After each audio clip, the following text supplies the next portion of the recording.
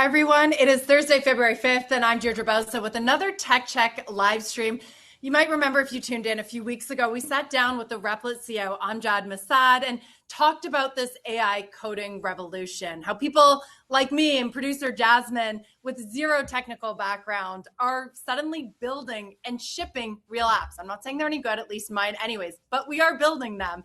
That itself felt like a big moment. But even this day makes that feel like it was just a warm up. Since then, the software sell-off, it has only accelerated and it has spread. It started with project management tools and CRM. Now it's hitting legal tech, video game developers, financial data companies.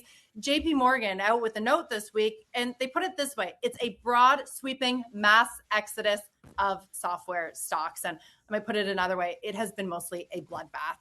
Now, also over the last few weeks, we've had OpenClaw. You might have heard of it. It's an open source AI agent built by just one guy, and it has gone absolutely viral. Essentially, you hook it up to your computer and give it full access and just let it do things, act, build, book things on your behalf. OpenAI, meanwhile, has launched Codex, a new version of it, its answer to Claude Code. Altman says that Codex is the company's most loved internal product ever, but somehow, at least it feels like to us, it seems like it's still struggling to get the same kind of buzz that Claude Code has been able to achieve, especially over the last few weeks. And by the way, nobody seems to be talking about Gemini 3 anymore, but as we know, that could change very quickly. What else has happened? Anthropic has really pounced on this moment yesterday, dropping that Super Bowl ad, which I hope everyone has seen, taking direct shots at OpenAI for putting ads in ChatGPT. You had Altman firing back on X, calling Anthropic authoritarian, and this whole debate over elitism in AI. And then today, guys, both companies, they have dropped major announcements. Anthropic released Opus 4.6, their most powerful model yet. It can work directly inside PowerPoint. It can pull together regulatory filings, run teams of agents in parallel. OpenAI, countering with Frontier, a new enterprise platform to build and manage AI agents. The pitch for them is that they can do real work across your entire business. Okay, so that's now, but a year ago, ChatGPT felt untouchable. Now it is a full-on war for the enterprise, for the developer, for the consumer. So we wanted to go deeper, and Guillermo Roche, he is co-founder and CEO of Vercel, one of the most important infrastructure companies in tech right now, last valued at more than $9 billion. If you have used ChatGPT, you have used Vercel. He's been building the AI tools that are changing how developers work, and he works with both OpenAI and Anthropic. So he is really the perfect person to help us make sense of it all. Guillermo, thank you so much for joining us.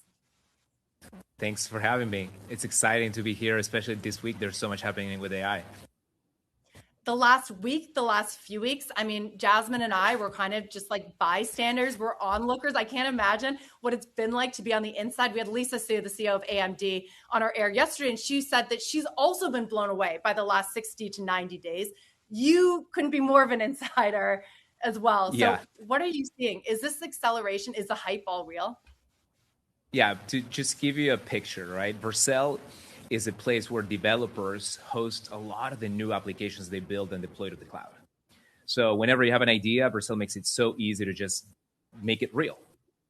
And increasingly, you know, when we started 10 years ago, you needed to have hard programming skills. What happened during the Christmas season, just the week of Christmas, the week of New Year's, every person that I know was playing with Opus 4.5, vibe coding, and bringing new applications live. We saw a massive spike in new deployments on the platform, which happened at a time where you don't expect a ton of activity. Like people are, going home for the holidays. But what ended up happening is everyone went home to vibe code. And we saw a 14 times larger growth from November to December than we saw last year. So what's happening is software is now effectively free. And, we can sort of link that back to what we're seeing in the stock market. But all software that we've used to been buying, installing, configuring is now being automated, is being generated by these models. Yeah. And Vercel is in this awesome position where you have to deploy it somewhere. So, there's where. And you're seeing it and benefiting from it. And Guillermo, I'm with you on this, right? I'm one of those people. I would say it was a few weeks after Christmas that Jasmine and I started really getting into it. First with Claude Code, then Replit, Lovable, were, plans to test out Codex as well. It's funny you say that. Maybe next year, everyone's going to be asking for Claude credits for Christmas. But this moment now, I mean, I've been posting about this, experimenting about it myself. Jasmine and I, just a few days ago, we created our version of Monday.com. We woke up and we're like, wouldn't it be fun if we could just try and do this? And an hour later, we didn't have something great, but we had something usable. And we just thought, like, wow, if we could do this and we have no coding experience, what could someone who does or someone who knows enterprise software actually do? That said, I have been getting a lot of pushback, right? People say, no, you're not about to go in and do this. It's not secure. You don't have the database. SaaS is not dead. Yeah, and I'll tell you why, right? So every week, these models are getting better and better and better. It seemed like vibe coding was going to be a temporary thing because a lot of what you could build looked like prototypes. But I'll say ever since the release of Opus 4.5, there's emerging consensus that you can go further. Each time a new agent or a new model drops, we can go from prototype to production grade applications. And the image that I want to paint for people is when you deploy something that you've vibe coded with an agent like Claude Code or V0 on Vercel, you're actually using the same cloud infrastructure that serves some of the largest properties on the internet. It's using the same frameworks like Next.js. It's using the same global cloud infrastructure, same security layer. So vibe coding is sort of going through its teenage years into adulthood very, very quickly. And now truly everybody can create software. So I guess I asked this question directly of Amjad a few weeks ago. I'm going to do the same for you. Is software facing this existential crisis? That's interesting what you brought up. You're saying that it actually is maybe more secure than people think. Do they all, not all of them, or at least some of them, or how many of them go to zero? These public companies that have, $5 billion plus market caps that, people can now vibe code. Yeah, I won't be as extreme as saying that, all software will, all software stocks are going to tank. But what I'll say is there's going to be a lot more just-in-time software. There's going to be a lot more personal software. There's going to be a lot more throwaway software. And this is basically enabled by the fluidity of platforms like Vercel, because anyone with an idea within the enterprise, the data already exists. It's in the sources of truth, right? It might be in Salesforce. It might be in your Snowflake data warehouse. And now the UI layer with Vercel technology can be fully generative. You can bring an application to life for the problem that you have that very moment. So you don't have to buy this sort of static and terse software that you have to configure to your needs and tends to be really expensive.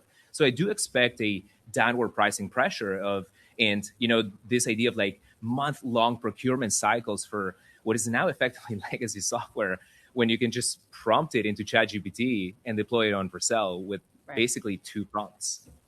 And certainly if you don't think it's going to go away, that's going to have an impact on pricing power. The way I like to describe it, because I'm one of those people that have just been experimenting with it, Jasmine as well, and we can't believe that everyone's not doing this, but the AI race has gone from talking to your chatbot to your agent doing things for you. And maybe that doesn't get across because we've been talking about agents for a year already. But what I'm seeing, and I think what you're saying, is that ordinary people are now able to use it. So with that, talk to me about Opus 4.6. If it's a game changer, I know you've been texting with a bunch of founders and CEOs in the AI space, and OpenClaw too, one of the most viral moments of this new era. Yeah, the really special thing about Anthropic's models is just how good they are at these agentic loops. When models can use tools, they gain superpowers. The reason that agents are getting really good at programming is not because they're these geniuses that immediately spit out the perfect code. It's because they actually can hold tools just like us human engineers do. For example, take the Next.js framework, which Vercel has created. It can go back and forth and read the errors and iterate through it and basically work like a human being would. And so you kind of can extrapolate this from, every expert human job, every knowledge worker. There's a series of steps and tools that we use that can be replicated by these agents. And I think Anthropic has really run away so far with this idea of how to automate. Instead of coding, you can think of it as automating the operating system. Imagine that under the hood, the agent is using a computer, just like your engineer would, your designer would, your marketer would, and then it gives you the output, which is what you want, right? And I think it's slightly different from how we typically think about coding models. Codex by OpenAI is an extremely powerful coding model. In fact, you were mentioning Claude Bot. This project sort of seemingly has come out of nowhere and now is giving everyone their own Jarvis assistant, is how I explain it. It's right. automating computing, and it's created by one That's guy. An Iron Man reference, right? That's right. Tony Stark Iron Man It's reference. like, Okay, hey, making sure. Yeah. Go take care of my laundry. Hey, go open the door for me. Hey, do this. Cook me a meal. So we're kind of approaching this world, or the holodeck of Star Trek, right? Where there's just ambient computing everywhere, and you can use the conversational interface to literally do anything. Okay, and it's interesting to look at the architecture. I want to get more into OpenCloud, but first, I just noticed that you talked about Anthropic being really special, and then you talked a little bit about OpenAI's Codex. But I mentioned this sort of at the top. It feels like Anthropic has stolen all the buzz, not just among developers, but it feels like among media, maybe mainstream. Can you compare for me Claude Code versus OpenAI's Codex? And is OpenAI on the back foot right now? Yeah, I'll say, look, Anthropic is really good at this task of automating your computer, tool calling.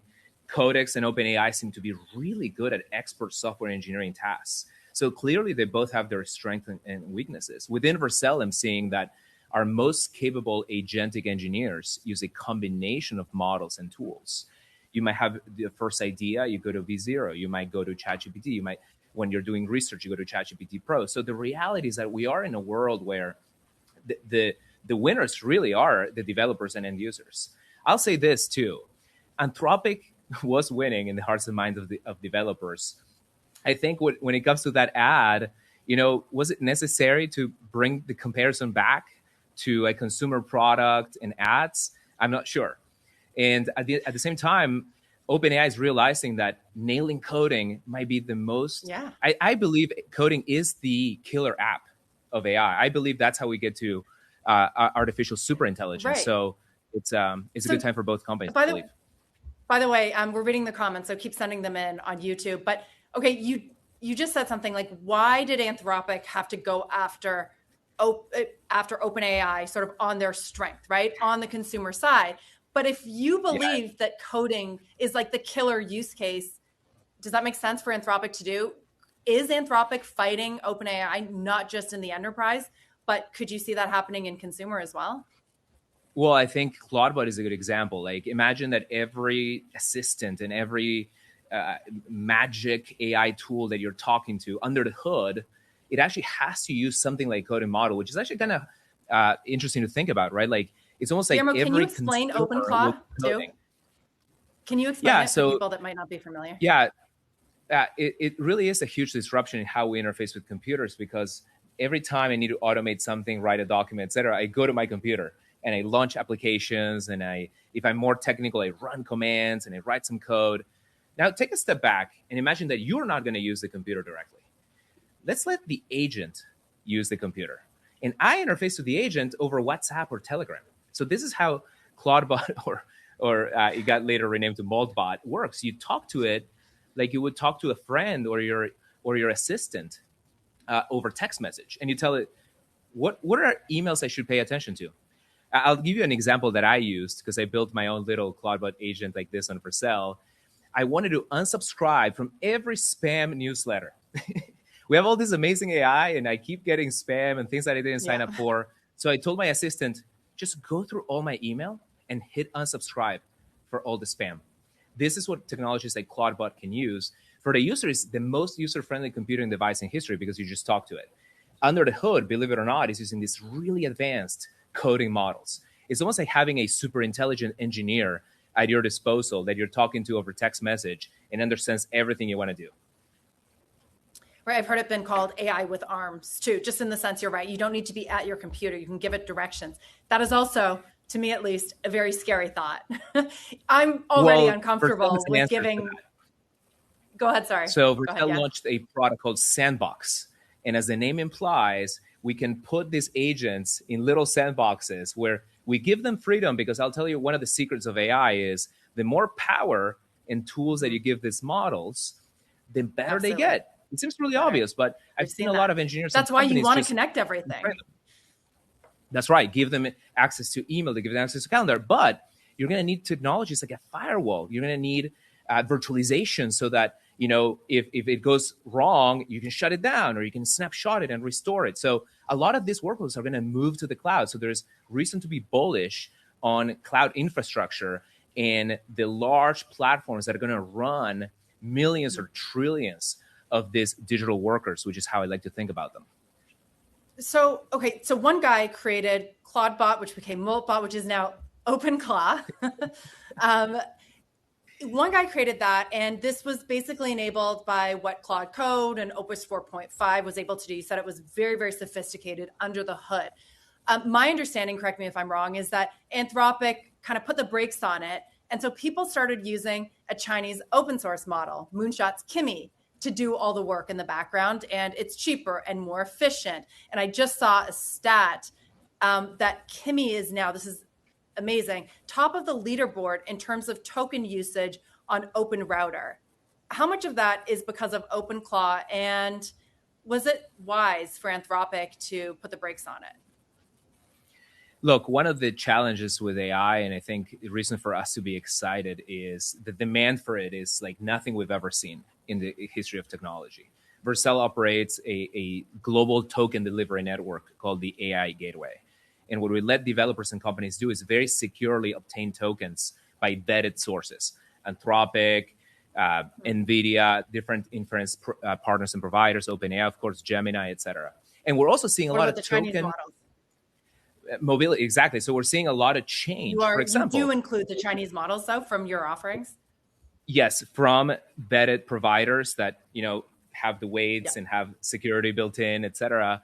But developers run into rate limits with providers, or they run into price performance issues with the large AI labs. And so the open models are clearly offering an attractive option. I was talking to a Vercel customer recently who moved from GPT Nano to a Quen fine-tune, which is a Chinese model, saved a ton of money and improved performance. So of course, open source is going to continue to make a lot of progress. Now, I don't think they're anywhere near the frontier. They get close each time, and they continue to sort of bridge the gap. But it looked like Kimi was getting close, and now today we have Opus 4.6 and Codex 5.3. And tomorrow we'll have Gemini something. America's winning. The president was sharing this a couple of days ago. I think we're so ahead in AI.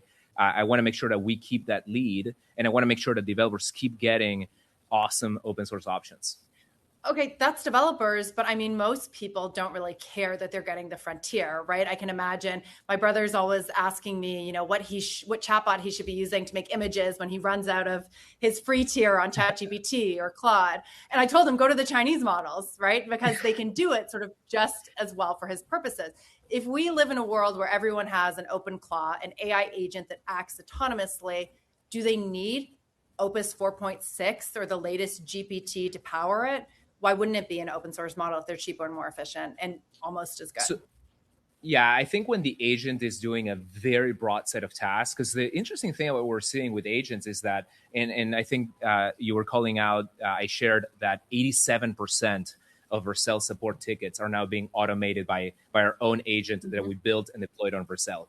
87% of some of the most difficult support tickets in the world, because we have so many sophisticated technical customers, as they're being beautifully automated by agents. And what we had to deploy there is not a Chinese model. I needed the absolute most intelligent model. Who would want to not get the best possible support experience, right? When you're stressed, when maybe you're considering switching to a different provider, competitor, et cetera. So I do believe that when it's knowledge work is involved, very, very capable, generally effective models are needed. Now, sometimes I understand that argument. But the consumer market is just massive, right? And if you really believe that everyone is going to have these tools, have an agent, right? Isn't that a bigger market? Where I see the difference is we saw a lot of great announcements from OpenAI about solving frontier science problems, solving Erdos problems in mathematics. I'm very excited about the prospects of mathematical superintelligence, breakthroughs in physics, medical research. All of these, when you look at the benchmarks as well, we're spending huge amounts of time and tokens.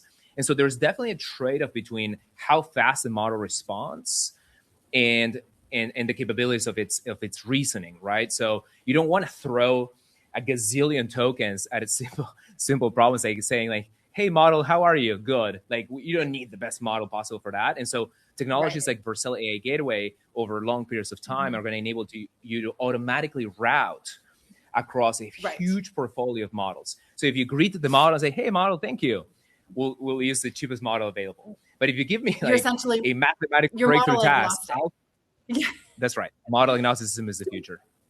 But where, like, okay, so what are the majority of tasks right now? What are going to be the majority of the tasks that will need a cheaper, not a frontier model in the future? Like, what's the breakdown right now? Where do you see that going? So right now, what I'm seeing from, Silicon Valley is everyone wants to create agents. Everyone wants them to be as intelligent as possible. And so models like Opus 4.6 are clearly and to link it back to Moldbot, what's fascinating about Moldbot is under the hood, it uses the technology that backs Claude Code. The coding model that the engineer uses is Codex. So he's kind of dating both Anthropic and OpenAI to create this project because it's using the strength of each, right? And so I do encourage developers to not lock themselves in to a particular stack. And things like Vercel AI Gateway basically allow you to effectively do that. The fluidity you mentioned, I think Google is going to make a big comeback as well. I mean, because they were hot 3 weeks ago, right? So to speak, in relative terms. Yeah. But in XAI as well, I think everyone's realizing that going back and refocusing on coding, kudos to Anthropic for focusing to get that advantage, gives great results. So you have the lead for such a short amount of time. And then we've got another model coming out from Meta, right? Which is apparently the best that they've ever seen internally. If you had to choose right now, Guillermo, which company is winning? Who is that? So again, very dependent on each task. I'll give kudos to Google. No, you got to have an overall. No hedging. Okay, fine. You can hedge a little bit. First, if you had to choose, like gun to your head, had to choose one model, which is, and then I'll let you nuance. Okay, I'll tell you. Baseline agent infrastructure tool calling, obviously Anthropic. Image, Nano Banana by Google. Video, I think Google also has a relatively smaller perhaps lead, but definitely VO is doing a great job. And I'll say, I think on really hard research tasks and long running reasoning, like you need the absolute best intelligence available.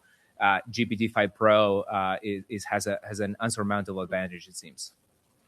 Does that show up in the benchmarks? What you're saying about ChatGPT? Because I feel like what I've been looking at recently, it isn't. I advise caution when looking at benchmarks. A lot of them are gamified. A lot of benchmarks don't tell the full story. It's fascinating to see how you mentioned the vibes, the press. Like even though we're at the cusp of the singularity and superintelligence, a lot of us are still navigating the world by what we perceive to be effective, right? A lot of our product development methodology at Vercel is we test things out with customers. We have to launch experiments. Our support agent was rolled out progressively to ascertain that people were enjoying the customer support interaction. So much of this is still to develop, to deliver a great customer experience and ultimately, mitigate and minimize the slop, which is sort of the antithesis of AI. I don't want to live in a world where we take a benchmark at face value and then we ship subpar products to customers. And that's why I ask you that question, because that's great to know. And I think like also for just average users out there, they've had ChatGPT and that's been the go-to, but people are starting to wonder what else. Do you think, I don't know if you saw the latest stats, Gemini, Sundar Pichai said this on the call last night. What was it? Over 700 million users? That's closing the gap pretty quickly. Is this still anyone's race?